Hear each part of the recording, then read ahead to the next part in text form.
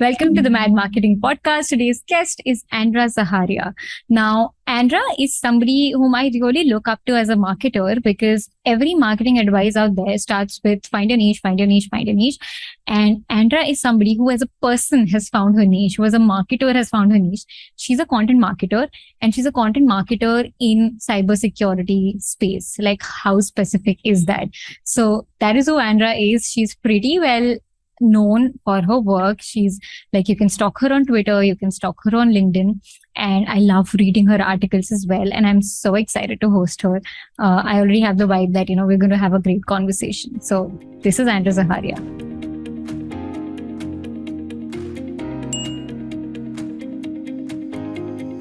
I'm sure the way you define content marketing, it really sounds like it sort of existed even before it became a buzzword, right? How has it changed over the years? Maybe with the advent of social media, I'm assuming it must have changed a lot, but you've been in the industry for so long. How have you seen this wave change? Also, what was it called before that? Was there a term for it? There wasn't a term for it. And honestly, in the beginning, most people thought content marketing was just blogging. And we're talking about 7 to 10 years ago when this didn't have a name. Content marketing wasn't a thing when I started working in digital marketing at the time, which is also no longer a thing because all marketing is digital marketing nowadays, or almost all of it. So what has changed is that I think content marketing has become a much broader term that incorporates a lot more complexity. I think the most important thing to know about content marketing is that it is content that's designed to serve the user and that is designed to capture their needs, to serve them through content and to bring out the best in the company itself, the best in terms of know-how, in terms of product knowledge, in terms of insight and unique perspectives. So to me, content marketing bridges that gap between the people who work in a company, their customers, and obviously their potential customers as well. Usually content marketers, I think, are sometimes undervalued. And I say this because they possess a wide range of skills. They're very capable in, let's say, going from topic to topic, from channel to channel, and seeing everything work in concert and be able to orchestrate a program that serves so many stakeholders. It serves internal audiences. It serves obviously customers, potential customers. It does so many things at the same time. It also plays into branding. It also plays into internal communication. So there are so many varied aspects of it that sometimes it's difficult to see where content marketing ends and other disciplines begin. So I think that this has changed a lot from the beginning when it was just seen as like, oh, okay, content marketing means putting out some blog posts out there, and then it went over to incorporate, it also means promoting content, hence the marketing aspect of content marketing. And now it has become this the integral part of growth for every company. And one of the most important aspects about it, which a lot of as well, is repurposing, which offers so many opportunities to leverage that expertise, that know-how, that unique perspective into so many other ways of serving audiences on their preferred channels, in their preferred format, and doing this over again with discipline and getting results and iterating and improving. Long story short, it's highly complex work. It takes a lot of emotional labor as well, as Seth Godin says. And I love every aspect of it and every minute of it. Got it. I love the word you used there, which was repurposing, and I'll do a small plug-in somewhere over here. But I want to understand one more thing, which again, let's try to simplify it for the viewers, which is, say earlier, if it was blogs, what is content marketing now? Like in terms of the deliverables or in terms of the content pieces, if you could just give us 2-3 examples of earlier if it was blogs. Now, I think blog is one part of it. What are the other parts? So there are so many formats in which, you can find, let's say, content marketing assets, and you don't know they are content marketing assets. We're talking about academies that people put together for their customers. We're talking about, let's say, educational video series that combine onboarding with industry expertise and kind of bring those together. And you can also obviously find all of the kind of, let's say, classic formats, which are one-pagers about products, which can be a lot of visual representations of concepts, abstract concepts, specifically in, more abstract industries such as cybersecurity, that help people visualize their knowledge, and it helps them also kind of promote the company's, let's say, unique perspective or approach to that particular problem. So there are so many formats to it that, going beyond, blog articles and social media content and communities, forums, and so on and so forth. There are so many formats in which you can find, content marketing help. And I particularly love the educational aspect of it, which is the dominating characteristic of content marketing assets. Got it. And it also goes beyond, blogs just being plainly, blandly optimized for SEO. Right now, these are blogs which are actually very user and reader oriented. Andra, I am also very interested in knowing your journey over here. Like, how did you find your niche, first of all? Because, there are content marketers in really broad industries out there, but this is a very specific niche. What is your background over here? How did you figure out that you would want to close down to this niche, which is content marketing for cybersecurity companies? So even though it might seem like a very narrow niche, you could actually go a lot deeper into cybersecurity as well, because there's a defensive and an offensive aspect to it. So I perhaps at some point, who knows, might go even deeper into specializing on a particular aspect. But let's say the short version of the story is that I'd been working in tech communication ever since I graduated. I had the opportunity to work with startups and in startups ever since the beginning of my career. And startups at the time, particularly in Eastern Europe, were pretty exotic. So it wasn't necessarily something that most people understood, which is something that attracted me to it. I resonated a lot with the principles behind startups. And I don't mean the hustly aspect of them, which is now kind of one of the key things. At that time, startups, and I still believe that's kind of their main goal, is to challenge the status quo, to improve things, to provide, better products, to just bring in change. So I really love that about them. I had worked with entrepreneurs. I was an active member of the local tech startup community, actually worked for a co-working space and for a tech event here that's still going on happily. And that's where I met and got recruited by the CMO of a cybersecurity startup that was just forming. I was the fifth hire at the time. Now the company's, I think, close to 300 people, if I'm not mistaken.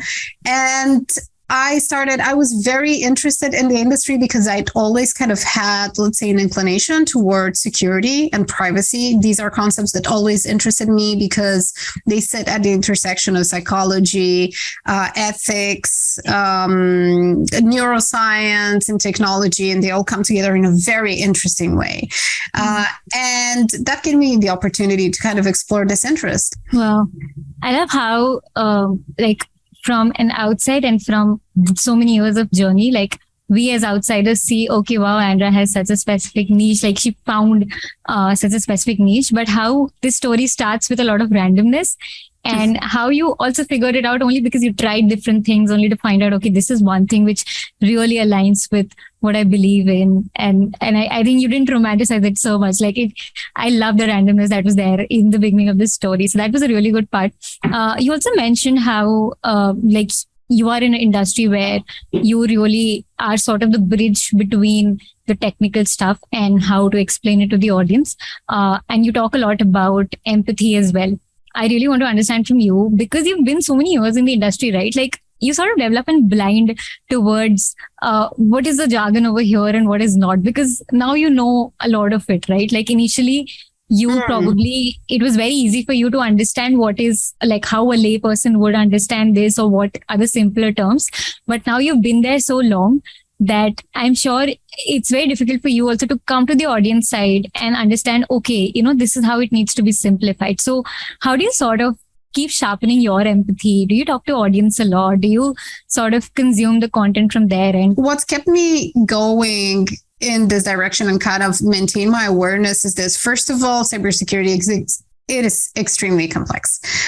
You never stop learning. You always keep discovering things. For example, I started working for a company when I first kind of, got into this industry. I worked for a company that did defensive security, which is one aspect with many layers, but a different kind of orientation. And in the past almost 3 years, I've been working. One of my main clients is a company that does a product for offensive security people, which is basically assuming the role of an attacker, but with an ethical mindset. So that brought on an extremely, high and new level of complexity to my work. So that meant that I'm always stretching to understand these things, to understand how they work, and to see what they look like from a fresh perspective, me being new to them. So that always puts me in that position.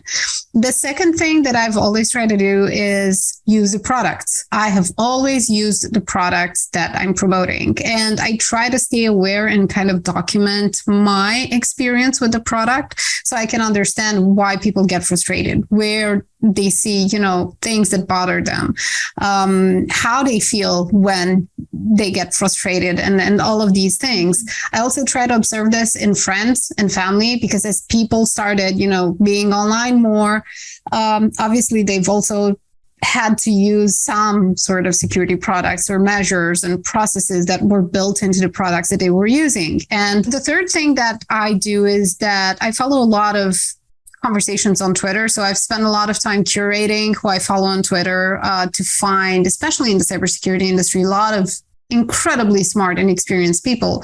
And one of the things that they do very generously is that they have conversations in public. So that means that I can follow those conversations, learn from them, see nuance, see what bothers them, and incorporate all of that into my work, because there's a high level of nuance there and complexity. And the fourth thing, I think, that we're at is that working on myself and going through therapy, doing a lot of, reading in terms of self-development for myself, but also, to mentor others, to form teams, because I used to manage teams. I actually do that for one of my customers, and try to train people and train myself at the same time. All of these things, exactly like you said, are very much sources of knowledge that go directly into my work, whether it's strategy, whether it's writing, whether it's working with technical people to extract kind of their know-how and get their best insights and bring that into the content itself.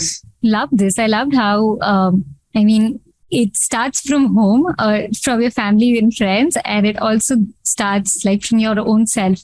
And I think it's a very common saying that you can't pour from an empty cup. So you really have to work on yourself to even understand what your customers and what others will think. You don't sort of have standard metrics for everything you put out there in marketing, right? Like there are different metrics to measure every time. What are some of the metrics that you stick to? What are some of the metrics that are available out there? Like there's so many, but yeah, some of the metrics that you stick to measure whatever you've put out there was effective or not.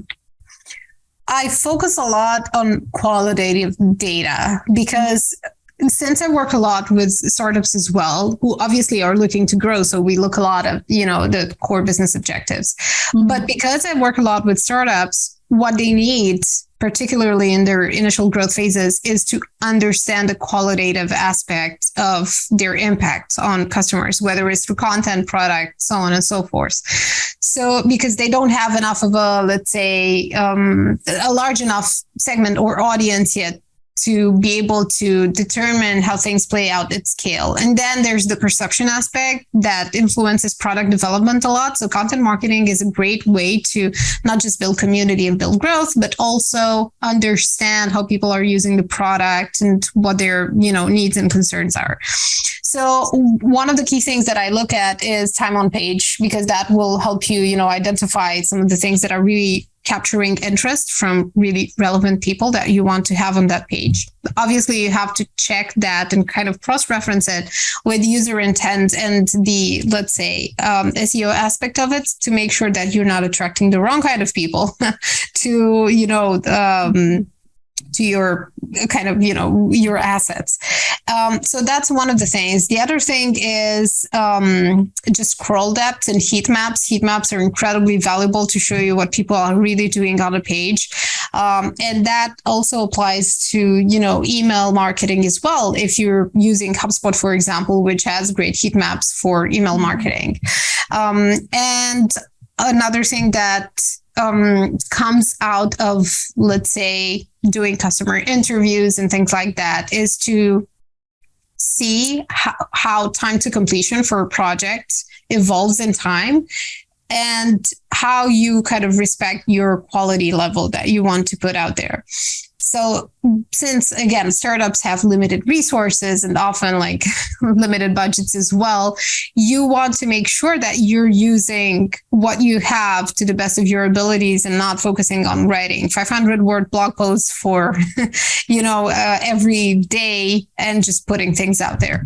So I look a lot at qualitative stuff. And in terms of quantitative things, we usually look at the sales aspect of it. And we look at, the quality of people coming in from assets and, how long they sit with the company, how long their subscription is, what their churn rate is. So my KPIs are usually very much connected to the business aspect of it because content marketing should serve the business.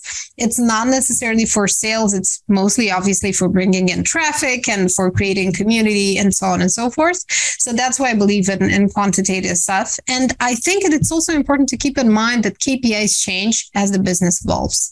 Just my last question, Andra, in this section, which is content marketing, is if there is somebody who is very fresh into marketing, or if there's somebody who's very young out there, like 18, 20-year-olds who want to explore what content marketing is, what do you think is the right place to just start? Like, what do you think they should do? My one thing is to have a personal project. And that gives you the ability to experiment with whatever you want. You don't have to do it at scale. You just have to do the work and go through every step so you can understand how it works, what kind of work it takes, and so on. I love how you said that, just take up a personal project. It might succeed or fail, but I think what really happens with it is since you have to do everything from like the beginning to the marketing to everything over there, you literally learn what parts you like and what parts you don't. And I think the parts you like is how you sort of figure, or even if you figure out what parts you don't like, you just figure with that randomness, you will be led to some niche. So I really love that advice. So this was part 1 of my conversation with Andra Zaharia. This was specifically about content marketing. In the next part, we will discuss more broadly about marketing. One of my favorite questions is going to come in part 2 because I read her article, which was about every marketer's dilemma. And we will discuss about what this dilemma is in part 2. We will also discuss about Alt MBA, which is a program that she opted in for, and every marketer, every Seth Godin fan knows what this is. So stay tuned for that in part 2.